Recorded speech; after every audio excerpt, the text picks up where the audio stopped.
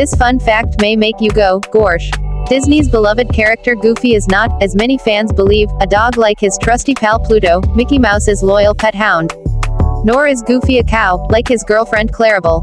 He's not a dog, Bill Farmer, who has since provided the voice of Goofy since 1987, said on the August 4th episode of Australian hosts Lee Livingstone and Tim Ifland's Popcorn podcast with Lee and Tim.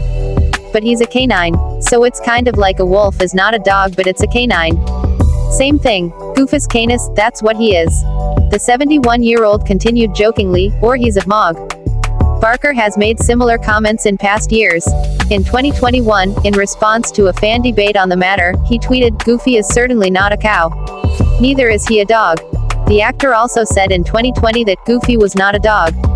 Goofy seems to be in the canine family in the same way that maybe a wolf is not a dog, but they also are in the canine family, he told Yahoo Entertainment at the time, later adding, "He's just Goofy."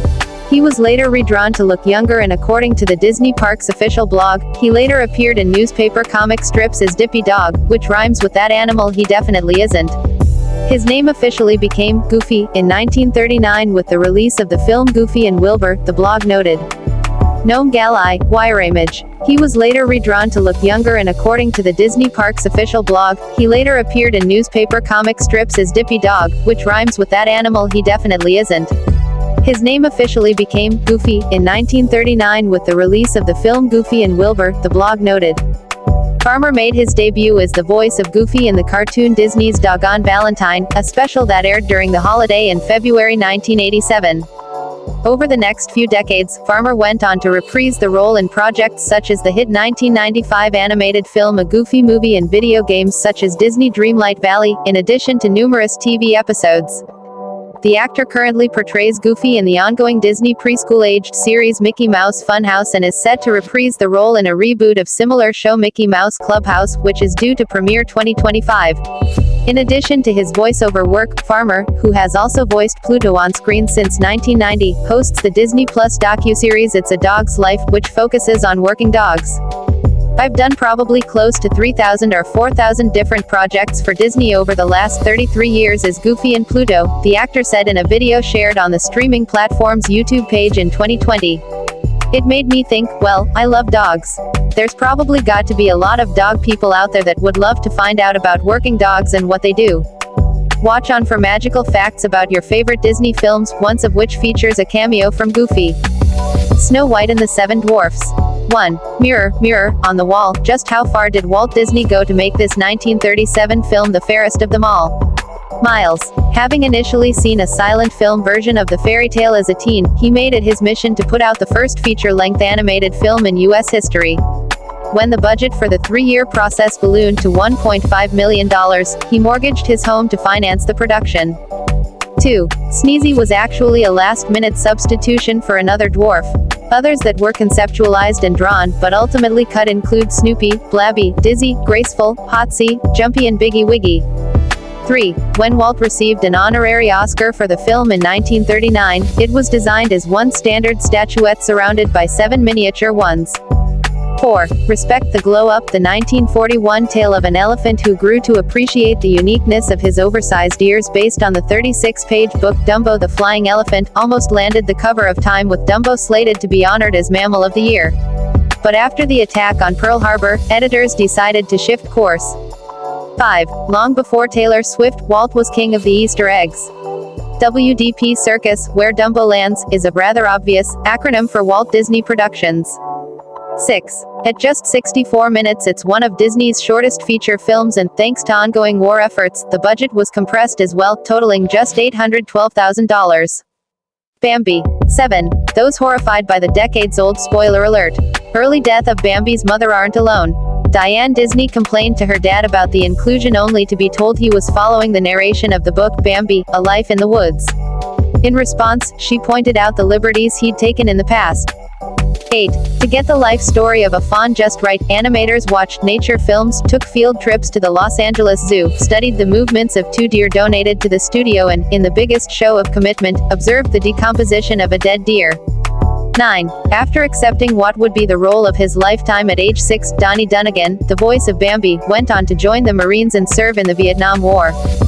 taking pains to never talk about his brush with fame. Most of the image in people's minds of Bambi was a little frail deer, not doing very well, sliding around on the ice on his belly. He noted to NPR's StoryCorps, it came up when he was just weeks away from retirement as he respectfully told a general he didn't have time to complete an assigned task. He looked at me, pulled his glasses down like some kind of college professor, he recalled. There's a big, red, top-secret folder that he got out of some safe somewhere that had my name on it. He pats this folder, looks me in the eye and says, "You will audit the auditors. Won't you, Maj?" Bambi. Cinderella. 10. Thanks to a mix of box office misses and overspending, by the tail end of World War II, the studio was millions in debt when it decided to roll the dice by spending $3 million to make a dressed-up version of the folk tale. The reward, adjusting for inflation, the 1950 flick has had a lifetime gross of more than $532 million and has continued to pay dividends with merchandise sales. Happily ever after, indeed. 11. Cinderella is one of the oldest of the Disney princesses at the geriatric age of 19. By contrast, Snow White is just 14. Her shoe size, meanwhile, is a quite diminutive 4.5. 12. What's in a name, really? Disney didn't bother with one for its lead's captivating mate. Prince Charming is simply Prince Charming. Peter Pan. 13. Remaking J.M. Barrie's creation in 1953 was very personal for Walt, who'd busted into his piggy bank to see a touring performance as a young boy and then went on to play Peter in a school production. 14. The appearance of the actors cast to play eldest darling child Wendy Catherine Beaumont, who also voiced the titular character in Alice in Wonderland, and Peter himself, Bobby Driscoll, heavily influenced the animators' designs. Sadly, Driscoll suffered with addiction issues and died of heart failure at 31. 15. Despite what her name might suggest, Tinker Bell's signature sound was actually created by stringing together pieces of aluminum. Lady and the Tramp. 16. Doggone if this wasn't the sweetest love story on four paws inspired by writer Joe Grant's real-life Springer Spaniel, Lady. But it was Walt who came up with the moniker of the posh pup's unlikely paramour, crossing out the name, Mutt, in a script and scribbling down, Tramp. 17. During the making of the 1955 feature, Disney offices went to the dogs, with live canines on hand to inspire animators. 18. The flick's most iconic scene was almost left on the cutting room floor, with Walt feeling the shared spaghetti moment might be pushing the animals with human emotions boundaries. Thankfully, directing animator Frank Thomas came up with the right recipe to save it. Sleeping Beauty. 19. The film was a bit of a sleeper hit, after an initial disappointing box office, that led to an avoidance of animated fairy tales until The Little Mermaid 30 years later. Re-releases in 1970, 1979, 1986 and 1995 made it the second most profitable movie of 1959. 20. To keep the slumber metaphor going, it had quite the hibernation period.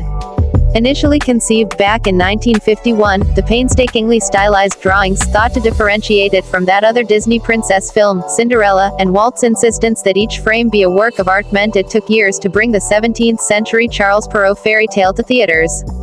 Plus, Walt was distracted by another small side project, Disneyland. 21. Trained opera singer Mary Costa provided the voice of Sleeping Beauty, but that was far from her only high-profile gig. After Jackie Kennedy Onassis heard her sing the national anthem at the Academy Awards, she was later asked to perform at John F. Kennedy's funeral. The Jungle Book. 22. Just the Bare Necessities. The Simple Bare Necessities. Bumbling Rocky the Rhino was cut from this 1967 adapted look at animal life because his scene came after Orangutan King Louie and Walt didn't want back-to-back comedy scenes. 23. Composers Richard and Robert Sherman had their sights set on booking the Beatles for the Vultures, That's What Friends Are For, but the Fab Four weren't interested in working it out. The Little Mermaid. 24. This 1989 classic set off what is widely known as the Disney Renaissance. On the heels of Oliver and Company, The Black Cauldron and several live-action films in the Herbie franchise, the success of Ariel and Co. was followed by extremely well-received 90s fare, Beauty and the Beast, Aladdin, The Lion King, Toy Story. 25. Give the opening scene with King Triton a rewatch. Eagle-eyed viewers, or, those of us with the ability to press pause can spot Mickey Mouse, Goofy and Donald Duck in the underwater crowd, continuing the studio's popular tradition of giving nods to other members of its vast oeuvre. 26. Color was key for the ocean set picture. According to the official Walt Disney Company blog, Ariel's red locks were chosen to help differentiate her from Daryl Hannah's blonde mermaid in 1994's Splash and to complement the blue-green of her fin, a hue specially mixed by the Disney Paint Lab and named Ariel. 27. As for her facial features, those were inspired by Then Who's the Boss? Star Alyssa Milano. I didn't know that when it was going on, the actress told Wendy Williams in 2013. But they asked me to host the making of The Little Mermaid and it came there that the drawing and likeness of The Little Mermaid was based on pictures of me from when I was younger, which is so cool. Beauty and the Beast. 28. To create Belle, a woman formidable enough to tame the beast, screenwriter Linda Wolverton borrowed inspiration from Katharine Hepburn's Little Women role. Though the character of Jo is more tomboyish, both were strong, active women who loved to read, and wanted more than life was offering them, she told the Los Angeles Times. Her blue dress in the opening scene served as a nod to that. The only character in the cool hue, it was meant to show how she wanted more than this provincial life. 29. Beast, meanwhile, was designed using an amalgamation of animals. Wanting him to be based on something that was real, animator Glenn Keane said, "He has the brow of a gorilla, the head of a buffalo, the mane of a lion, the tusks of a boar, the legs of a wolf and the eyes of a once entitled, now very trapped prince." 30. Angela Lansbury's Mrs. Potts was initially named Mrs. Chamomile because we originally tried to find the most soothing possible association, producer Don Hahn told Vanity Fair. But nobody could pronounce it. Aladdin. 31. No cash, no royal lineage, no problem. With his wit, boldness and a sexy confidence, the titular character broke Disney's charming mold. I could never understand why Snow White and Sleeping Beauty fell for those princes, said lead animator Keen of wanting a worthy mate for Princess Jasmine. Those guys were cardboard symbols, and the love relationship was assumed. We wanted there to be a how to the princess falling in love. 32. The role of brash parrot Iago was turned down by Danny DeVito and Joe Pesci before Gilbert Gottfried said yes. Genie, however, was completely designed for Robin Williams, producers giving the legendary comic the hard sell ahead of the 1992 film. Despite having only a handful of days open for recording, he provided producers with a lot to work with. Robin had so much freedom, and ad-libbing was always encouraged, supervising animator Eric Goldberg told Entertainment Weekly. He always gave us such a huge amount to choose from. He would do a line as written, but he would do it as 20 different characters. 33. Less confident were the actors behind Aladdin. Scott Weinger, perhaps better known as DJ's Full House boyfriend, and Jasmine, Linda Larkin, both convinced they'd be recast when admitting they weren't exactly professional singers. Instead, filmmakers simply found musicians for the big numbers.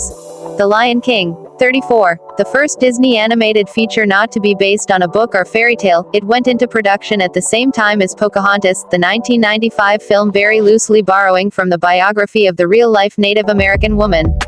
Many of the studio's top animators chose to work on the latter, feeling it'd be more successful, only to see Simba and his pride blow it out of the water with a nearly $1 billion gross. 35. Perhaps give some credit to Pumbaa. The warthog was the first Disney character to fart on screen. 36. As to be expected, there were many edits to the original script. But perhaps one of the most notable is their decision to make the villainous Scar Mufasa's brother rather than just a random rebel. The switch, occurring after the animated character had been developed, accounts for the notable differences in their appearance. 37. That popular urban legend about a puff of dust spelling out the very un-Disney sex. Not quite. Producers later admitted they'd spelled out SFX, a tribute to the special effects team. Whoops. Pocahontas. 38. Though Pocahontas' story was most definitely Disney-fied, the 1995 film was a bit groundbreaking for the Mouse House as the first to feature an interracial couple. And at least Percy the Pug was historically accurate, with research director Mike Gabriel noting British royalty used to tote small pups with them at the time. 39. It was a true labor of love, with some 55 animators tapped to create the lead character and each scene written and rewritten at least 35 times. 40. Unclear on exactly what a blue corn moon is. Judy Kuhn, the musical voice of Pocahontas, was in the same boat. As she admitted to Entertainment Weekly in 2015, I have always hoped someone could explain it to me. Toy Story. 41. Forever changing the way we look at our toys, the 1995 hit was the first feature-length computer-animated film ever, catapulting Pixar into the spotlight. And it could have been very different. In early drafts, Woody was a ventriloquist dummy instead of a cowboy and kind of a D-bag, intentionally abusing toys. 42. A pre-Buffy the Vampire Slayer Joss Whedon was brought into the writer's room and came up with one of the best lines, "You're a sad, strange little man, and you have my pity." He was also behind lovably neurotic dinosaur Rex.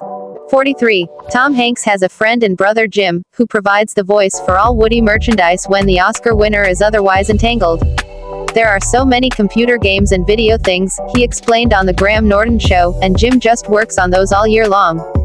The Incredibles. 44. The idea of a family of superheroes forced into retirement kicked around writer-director Brad Bird's head for some 7 years before he brought it to Pixar. Initially told it would take 10 years and cost $1 gazillion, as he put it, the 2004 flick far outpaced the $92 million budget and even nabbed 2 Oscars. 45. Historian and author Sarah Vowell scored the part of Violet, Mr. Incredible and Elastigirl's daughter, after Bird heard her on This American Life. 46. Technology had advanced so much by the time Incredibles 2 came to the screen that they had developed a new hair program for more realistic moving tresses, plus a whole team tasked with making sure they're flowing properly in each shot, more advanced looking super suits and costumes detailed to the zipper and buttons. Pretty, incredible, huh? The Princess and the Frog. 47. Disney's first black princess, in 2009, could have been played by a true queen. But, according to confessions of a casting director-author Jen Rudin, Beyoncé refused to audition for the part. After tryouts from Alicia Keys, Jennifer Hudson and Tyra Banks, it went to Be's Dreamgirls co-star Anika Noni Rose. The actress suggested the New Orleans-based Tiana share some of her attributes, so animators made her left-handed and gave her dimples. 48. Directors Ron Clements and John Musker pitched the concept, inspired by novel The Frog Princess and A Brothers Grimm fairy tale, to Oprah Winfrey during a Disneyland trip for fun, as you do, and the media icon was so into it, she ended up voicing Tiana's mother, Eudora. Frozen. 49. A dream project some 70 years in the making, Walt first thought of adapting Hans Christian Andersen's The Snow Queen in 1937 and just couldn't, let the idea go. 50. Animators did a lot of cool activities to ensure they got the characters juiced right, a sister summit to better understand the relationship between Elsa and Anna, a crash course in meteorology, a jaunt to Norway to gather inspiration for Arendelle, and a 2-day field trip to Jackson Hole to study snow. 51. Once slated to be an evil queen with a blue face, spiky hair and a coat of weasels, which, sure, Elsa was shifted away from villain status after songwriters Robert Lopez and Kristen Anderson Lopez penned the oh-so-catchy, Let It Go. Moana. 52. As they developed the 2016 film about the headstrong daughter of a Polynesian village's chief, filmmakers put together the Oceanic Story Trust. Made up of anthropologists, educators, linguists, master tattooists, choreographers, haka practitioners, master navigators, and other experts they'd met during research trips to the Pacific Islands, their role was to advise on all aspects of the region's culture. 53. Pua and Hey Hey, included because of the number of pigs and roosters spotted on South Pacific research trips, were voiced by actual animals. 54. Yes, actress Ali Carvalho bears a striking resemblance to her on-screen alter ego, but it's pure coincidence. The character of Moana was drawn before she was cast. Some things are just meant to be.